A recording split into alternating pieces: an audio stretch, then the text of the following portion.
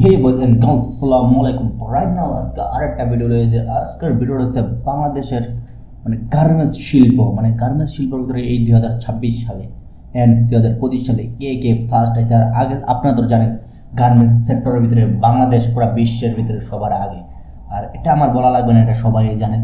তো আজকের রিয়াকশনটা হবে এটার উপরে, 2025 টু 26 সালের ভিতরে কে আছে বাংলাদেশের ভিতরে টপ 10-এর ভিতরে 1 নাম্বার, বুঝতেই পারতেছেন। তো ভিডিও শুরু করা যাক অ্যান্ড রিয়াকশন। বাংলাদেশের গার্মেন্টস শিল্প যা আমাদের অর্থনীতির প্রাণকেন্দ্র এবং বিশ্বমঞ্চে এক উজ্জ্বল পরিচয়। কিন্তু জানেন কি, শীর্ষ 10 এই তালিকা কখনো এক জায়গায় আটকে থাকে না। গতবার যারা ছিল সেরাদের মধ্যে, তাদের কয়েকজন এবার হারিয়েছে নিজেদের আসন, আর উঠে এসেছে কিছু একদম নতুন তারকা। জাতীয় রাজস্ব বোর্ড 2023-24 অর্থ বছরের রপ্তানি তথ্য ঘেটে আমরা বের করেছি 2025 সালের সেরা 10টি গার্মেন্টস। হ্যাঁ গাইস, 2025 অ্যান্ড 2026 সালের ভিতরে টপ 10-এর ভিতরে একজন গার্মেন্টস সেক্টরের ভিতরে কে আছে, বুঝতেই পারতেছেন তালিকা। তাহলে চলুন দেখে নিই বর্তমানে বাংলাদেশের সেরা গার্মেন্টস কোনগুলি। এই গার্মেন্টসগুলোর সাথে যদি আপনার সম্পৃক্ততা থাকে বা আপনি যদি চাকরি করে থাকেন, তাহলে সেই গার্মেন্টসের নাম কমেন্টস করে জানাতে পারেন।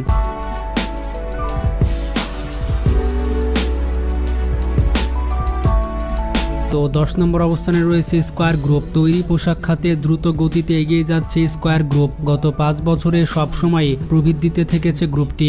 সর্বশেষ 1 বছরের ব্যবধানে গ্রুপটির রপ্তানি বেড়েছে প্রায় 200%। গত অর্থ বছরে গ্রুপটি রপ্তানি করেছে 30 কোটি 56 লাখ ডলারের তৈরি পোশাক। এর ফলে শীর্ষ 10-এ জায়গা করে নিয়েছে দেশের শীর্ষস্থানীয় এই শিল্প গোষ্ঠী। 1958 সালে 4 বন্ধুর হাত ধরে স্কয়ার গ্রুপের যাত্রা শুরু হয়, যার মূল কাণ্ডারি ছিলেন স্যামসন চৌধুরী। তার প্রয়াণের পর সন্তানেরা এগিয়ে নিয়ে যাচ্ছে দেশের অন্যতম পুরনো এই শিল্প প্রতিষ্ঠানকে। বর্তমানে এই প্রতিষ্ঠানের সাথে যুক্ত হয়েছে তার নাতি নাতনিরাও। বুঝতে পারতেছেন স্কোয়ার গ্রুপ, ছেলেরাও করতেছে, নাতি নাতিরাও করতেছে স্কোয়ার গ্রুপ, বুঝতে পারতেছেন। ফার্স্ট টপ 10 ভিতরে 10 নাম্বার।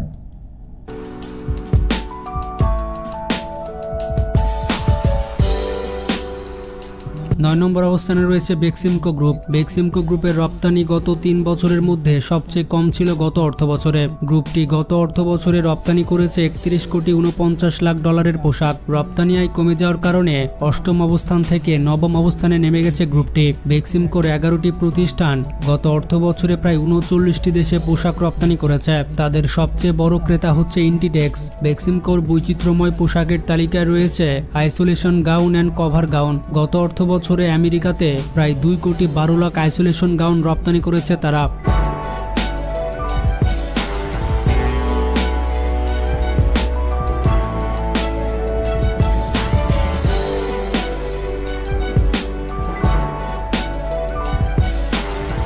8ম অবস্থানে রয়েছে স্ট্যান্ডার্ড গ্রুপ। বাংলাদেশের 8 নম্বর সেরা গার্মেন্টস হচ্ছে স্ট্যান্ডার্ড গ্রুপ। 2 বছর আগে 48 কোটি ডলারের পোশাক রপ্তানি করে 5ম শীর্ষ অবস্থানে ছিল স্ট্যান্ডার্ড গ্রুপ। তবে 2 বছর ধরে তাদের রপ্তানি কমেছে। গত অর্থ বছরে গ্রুপটি রপ্তানি করেছে 36 কোটি 28 লাখ ডলারের পোশাক। স্ট্যান্ডার্ড গ্রুপ 36 কোটি 28 লাখ ডলার। বুঝতেই পারছেন কত অর্থ নিছে, বাংলাদেশের কতটা করেন উপকার হয়েছে বাংলাদেশের এই গার্মেন্টস গ্রুপ দিয়ে। গার্মেন্টস বিশ্বের ভিতরে বাংলাদেশের টপ 1-এ আছে, কাপড় রপ্তানির ভিতরে পুরা বিশ্বের ভিতরে যারা বলেন যেসব কোম্পানি বলেন, বড় বড় কোম্পানি, তো কাপড়ের ভিতরে বাংলাদেশি টপ 1-এর ভিতরে পুরা বিশ্বের ভিতরে, বুঝতেই পারতেছেন। মূলত ওভেন পোশাক তৈরি করে থাকে।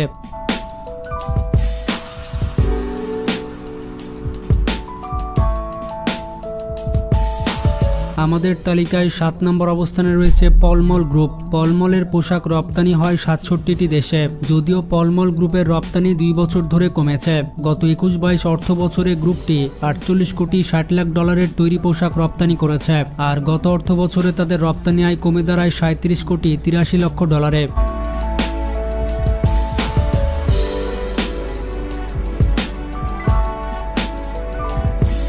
6 নম্বর অবস্থানে রয়েছে প্যাসিফিক গ্রুপ। চট্টগ্রামের প্যাসিফিক জিন্স গ্রুপের রপ্তানি বেড়েছে। গত অর্থবছরে গ্রুপটি 40,50,00,000 তৈরি পোশাক রপ্তানি করেছে, যা এক বছর আগের তুলনায় 2% বেশি। এই সময় গ্রুপটি 47টি দেশের 4,31,00,000 পিস পোশাক রপ্তানি করেছে। প্যাসিফিকের পোশাকের সবচেয়ে বড় ক্রেতা জাপানের বহুজাতিক খুচরা বিক্রয় প্রতিষ্ঠান ইউনিক্লো। তাদের প্রধান রপ্তানি পণ্য হচ্ছে ডেনিম পোশাক। প্রায় 4 দশক আগে এনজেডেন ফ্যাশন দিয়ে তৈরি পোশাক শিল্পে যাত্রা শুরু করেছিল প্যাসিফিক জিন্স গ্রুপের প্রয়াত উদ্যোক্তা মোহাম্মদ নাসির উদ্দিন। তার হাত ধরেই বাংলাদেশে জিন্স রপ্তানি শুরু হয়। বর্তমানে তাদের কারখানার সংখ্যা 9টি। প্রতিষ্ঠার পর থেকে 2018 সাল পর্যন্ত ওভেন পোশাক রপ্তানি করে আসছিল প্যাসিফিক জিন্স গ্রুপ। তারপর তাদের রপ্তানি তালিকায় যুক্ত হয় নিট পোশাক, যদিও গ্রুপটির রপ্তানি পোশাকের সিংহভাগই ডেনিম।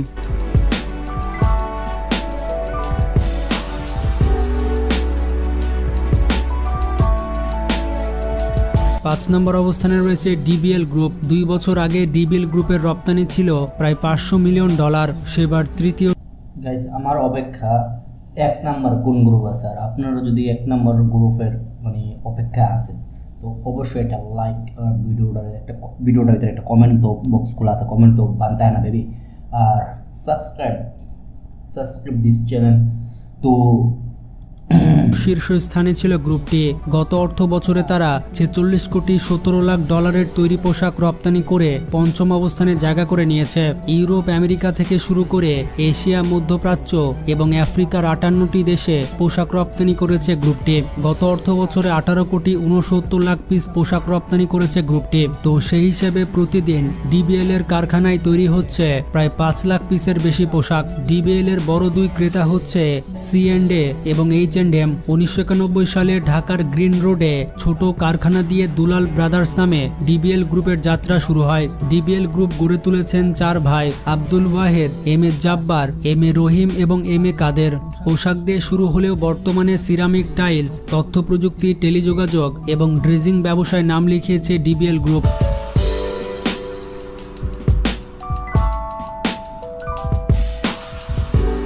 4 নম্বর অবস্থানে রয়েছে অনন্ত গ্রুপ। বাংলাদেশের সেরা গার্মেন্টসের তালিকায় 4 নম্বরে থাকবে অনন্ত গ্রুপ। গত অর্থ বছরে তৈরি পোশাক। গাইজ, অনন্ত গ্রুপ এটা কার? অনন্ত জলিল তো সবাই চেনেন, মানে বিশ্বের ভিতরে, মানে বাংলাদেশের ভিতরে নাম্বার 4-এ আছে অনন্ত জলিলের গ্রুপ। অনন্ত, বুঝতেই পারতেছেন। রপ্তানিতে চমক দেখিয়েছে অনন্ত গ্রুপ। প্রথমবারের মতো রপ্তানির শীর্ষ 10 প্রতিষ্ঠানের তালিকায় জায়গা করে নিয়েছে গ্রুপটি। অনন্তের 6টি তৈরি পোশাক কারখানা গত অর্থ বছরে রপ্তানি করেছে $46,57,00,000 তৈরি পোশাক। গত অর্থ বছরে বিশ্বের মোট 63টি দেশে প্রায় 8.5 কোটি তৈরি পোশাক রপ্তানি করেছে অনন্ত গ্রুপ। তাদের প্রধান ক্রেতা প্রতিষ্ঠানের তালিকায় রয়েছে gap, old navy, PVH, H&M এবং এইরকমই আরও বিশ্ববিখ্যাত ব্র্যান্ড। এই গ্রুপটি স্যুট, সোয়েটার, নারীদের আন্ডার গার্মেন্টসের পাশাপাশি সাধারণ পোশাকও রপ্তানি করে থাকে।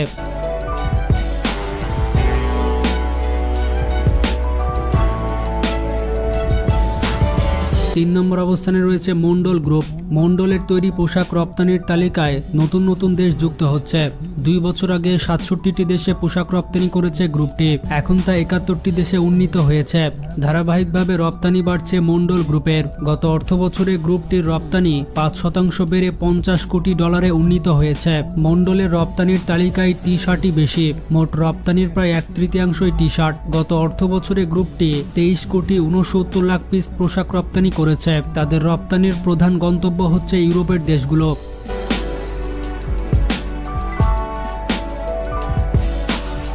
নাম্বার 2, হামিম গ্রুপ। গত অর্থ বছরে হামিম গ্রুপের রপ্তানি কমেছে, তবে দেশীয় মালিকানাধীন প্রতিষ্ঠানের মধ্যে শীর্ষ তৈরি পোশাক রপ্তানিকারক হামিম গ্রুপ। গত অর্থ বছরে তাদের রপ্তানি কমেছে 12%। গ্রুপটি রপ্তানি করেছে $58,67,00,000 তৈরি পোশাক। বিশ্বের মোট 63টি দেশে তৈরি পোশাক রপ্তানি করে হামিম গ্রুপ, তবে তাদের সবথেকে বড় বাজার হচ্ছে যুক্তরাষ্ট্র। গত অর্থ বছরে গ্রুপটি $43,60,00,000 তৈরি পোশাক রপ্তানি করেছে শুধুমাত্র যুক্তরাষ্ট্রে, যা তাদের মোট রপ্তানির 74%। হামিম গ্রুপের প্রধান রপ্তানি পণ্য হচ্ছে প্যান্ট।